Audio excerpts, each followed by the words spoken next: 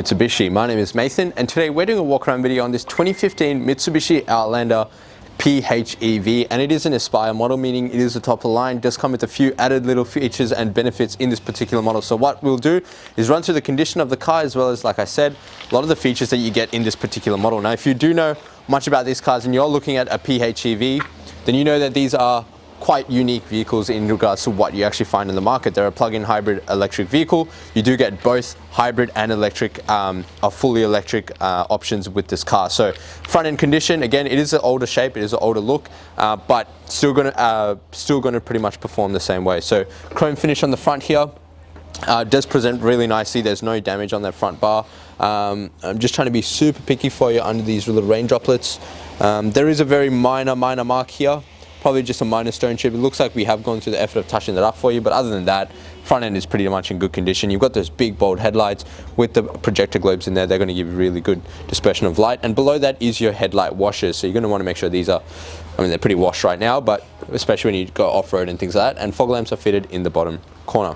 Coming around the side, taking a look at those alloy wheels. Now these again are a different styled alloy wheels to the general Outlanders due to it being a PHEV and the Aspire model. So inner spokes are finished off in a beautiful gunmetal grey or a darker black, and then you've got the polished aluminium, and through the middle here again just that same consistent color. It presents beautifully, looks stunning when you actually look at it, and it again separates it from your standard Outlander rims. It does also come fitted with Goodyear tires, and it looks like there's lots and lots of tread on that, probably close to being brand new. Panning up, you do notice that really nice plug-in hybrid electric vehicle badging, again just to show that it's not just your average Outlander, but it is a fully functional plug-in hybrid vehicle. Side mirrors are color matched to the vehicle in that beautiful gunmetal or titanium color. Indicator lamps are fitted in there to actually elevate the lamp and improve the visibility for the other drivers. Now the door handles are finished off in a really nice chrome finish. Now they are a keyless entry vehicle. You do get 2 keys.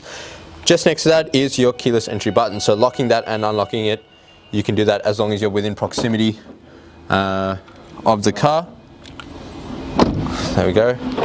And you can actually lock it and unlock it using this thing as long as you're within the proximity of the car. So opening it up and having a look inside. Now you do know it does come with the full leather seats, being the Aspire model. So full leather seats with the heated seats. Seats present in very good condition, no damage. Obviously you get your standard creasing and folding, things like that, which you would expect on a used vehicle, but again it has been looked after pretty well. Electric seat controls on the side here, to fully adjustable. Carpet mats are already fitted in the vehicle, and you do also get this really nice Outlander scuff plate on the inner side of the door frame just to keep it nice and clean, not going to get any damage, and the door cards also present in excellent condition. Now closing this up, I will note the car seems to be slightly tinted.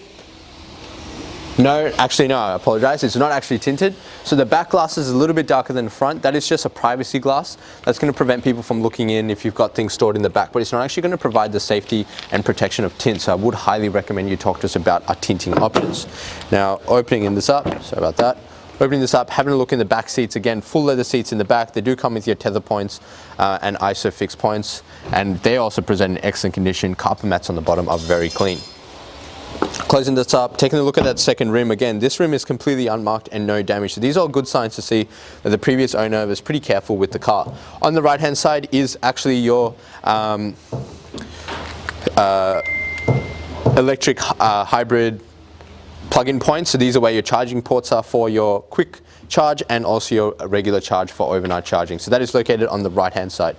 Coming across to the tailgate, so you would notice quite a bit of badging here. You've got the Aspire badging to again show that it is not just your entry level, but the Aspire model of the PHEV.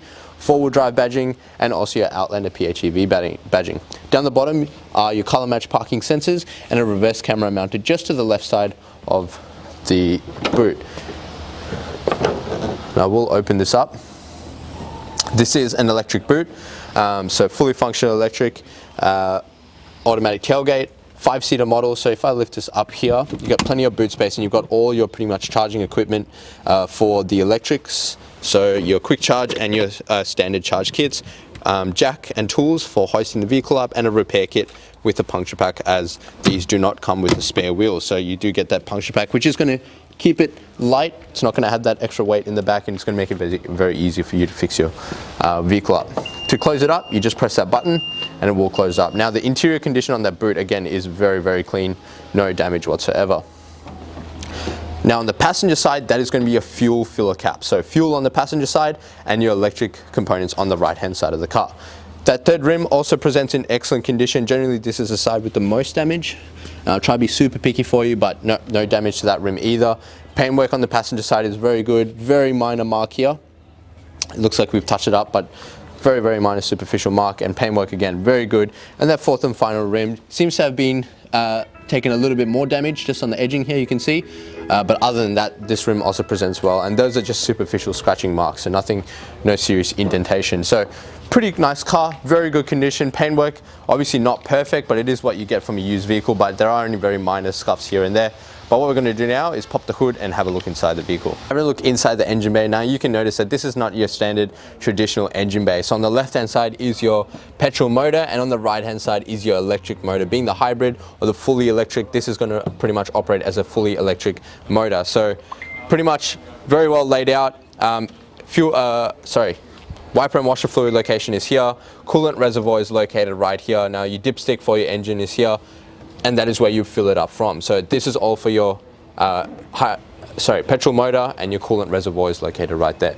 This little box here is for your fuse box. So make sure you check all these things when you're going through the vehicle. Now this car, like I said, is a 2-liter petrol motor, or you've also got the 60 kilowatt hybrid motor. This car has a 5-star ANCAP rating with 7 airbags, so lots of safety for the passengers in the vehicle, and it does run a single gear, being that hybrid vehicle, or a CVT. Now this motor, the fuel economy is pretty phenomenal on this car, as you can pretty much run in fully electric, so it can really depend on how you drive it and what kind of ranges you're doing in the vehicle, and you can almost use next to no fuel at all. Again, it is all dependent on how you use the vehicle. Now it is a 45-liter capacity petrol fuel tank. Does run in your regular 91. Now combined fuel consumption according to car sales is about 1.9 liters per 100, but again that can pretty much be zero if you're not actually driving the car much. And an average fuel distance can range anywhere up to 2,368. Again, that is if you're using this as a fully electric motor for majority of the time. Alright, having a look inside the vehicle now. Taking a look at, when you look inside the car, it actually looks like your standard Outlander, apart from a few key features. So one being the shifter, obviously it looks a little bit different, being the PHEV, and also your dash cluster is a bit different. So right hand side has your speedometer or your speed, and the left hand side has some of your electric motor, electric vehicle settings. So we'll run through pretty much everything here. So driver's side door, very nicely designed. It does get this really cool design plate. It is pretty much across the whole car. Now this is different to what you would find in your other Outlanders, being the PHEV model. Right hand driver's side door is fully electric up and down. Rest are just your standard power windows. Above that is central locking and window lock controls, as well as your side mirror toggles, all on that armrest there. Now on the right hand side of the dash are a few little extra features. So first being your forward collision mitigation system, which is a safety feature in Mitsubishi's vehicles. Now if you do want any extra information as to what this is, please ask us when you do actually come in. Next to that is a blank spot, your parking sensor sonar button, so you can turn them off if the beeping's a bit annoying, and also your automatic tailgate button, so you just hold that up, and this is for your lights in the front. Above that is your stability control, and also a little button for the display in your dash over there. I'm going to turn that back on. I think that is just a sensor for the front. Pressing that button is just going to flick through the display in your head. You know, that gives you your trip, your servicing schedules, your settings, pretty much a bit of information for the driver.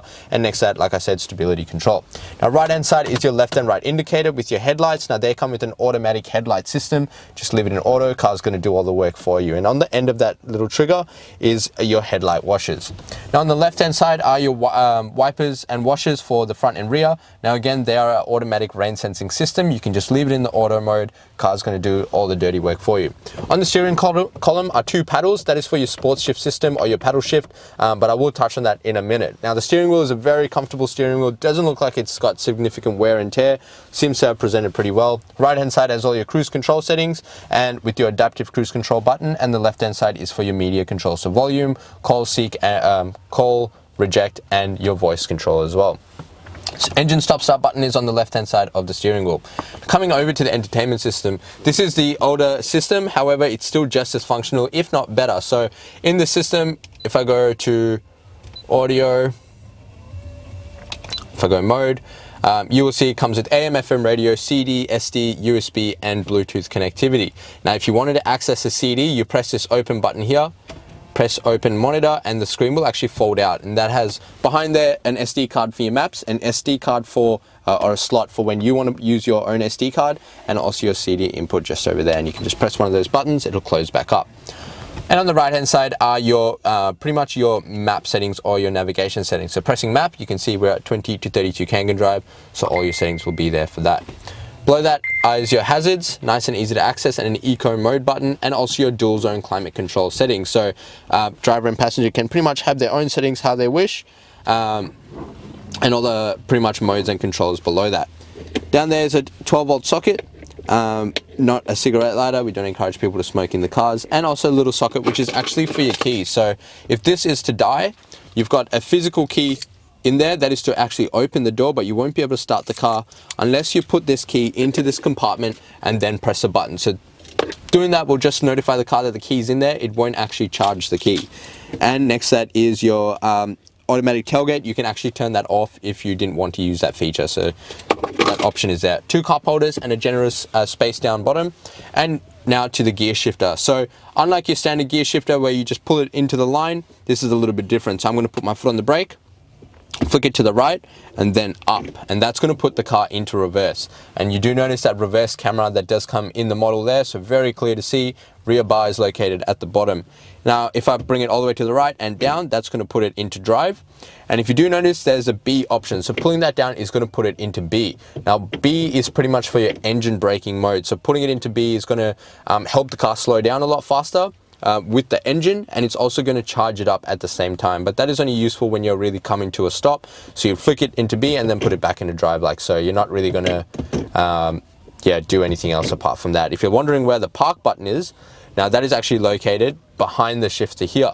So just behind the shifter there's a button, you just press that, that'll engage park. Do notice there is charge and save. Again, that is just going to charge it a little bit. It's going to use that petrol to charge the motor itself, or you can press save and that's going to save the battery and drive. Pretty much adjust the driving settings. Manual handbrake and your four-wheel drive lock settings. So pressing that, it's going to flick through your four-wheel drive lock and your normal mode, so depending on how you want to drive the vehicle. And also 2 heated seats. As I said, it is the Aspire model. Driver and passenger do get heated seats, and you got this really nice storage compartment inside the center console. There is a USB input in there, and also a 12-volt socket for any additional charging that you're going to be doing in the vehicle. If I close this up, I'll get the camera person to just pan up for us.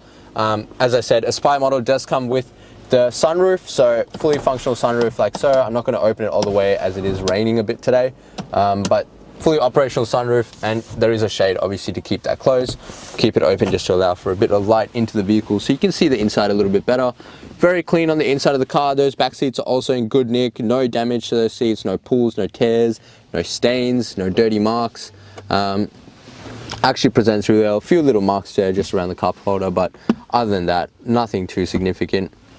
It is a very well maintained vehicle. So what we'll do now is jump outside and wrap up the video. Thank you so much for watching the walk around video on this 2015 Mitsubishi Outlander hybrid PHEV. Now I hope the video gave you a good representation as to the condition on the outside of the vehicle and the interior, as well as some of the features that does come in the PHEV, but also being the Aspire model that you do get some of those extra comfort creature features. Now if you do have any additional questions, the number to dial is 99070555.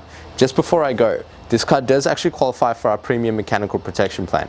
Now what that will offer you is 5 years additional protection on 181 electrical and mechanical components of this car. And it does also come with the added benefit of 10 years platinum roadside assistance nationwide. So again, plan on keeping your car for a while, doing a bit of driving, there is great value in the service. In addition to that, I would highly recommend you talk to us about our glass coat and tinting options. That is going to give you a lifetime warranty on this beautiful titanium paintwork. It's going to make it a lot easier for you to clean and maintain, and it's going to prevent it from all those harsh environmental factors that can affect your paint, like bird droppings, bat droppings, oxidization, fading, peeling, all those things that can stop a nice car like this looking so good. Now these two things are at an additional cost. However, if you're using our in-house finance, would love to introduce you to our business managers, Julie and Mario, who show just how minimal these will really affect your payments. And lastly, but most importantly, make sure you jump on a Google and search up Berwick Mitsubishi. See what people have to say about us. With over 1,100 reviews and sitting at 4.8 stars, gives you the assurance as a buyer that you're dealing with the right people and the right kind of business for a good quality vehicle. Now, as I mentioned before, if you did have any additional questions, the number to dial is 99070555. My name is Nathan. Thank you so much for watching.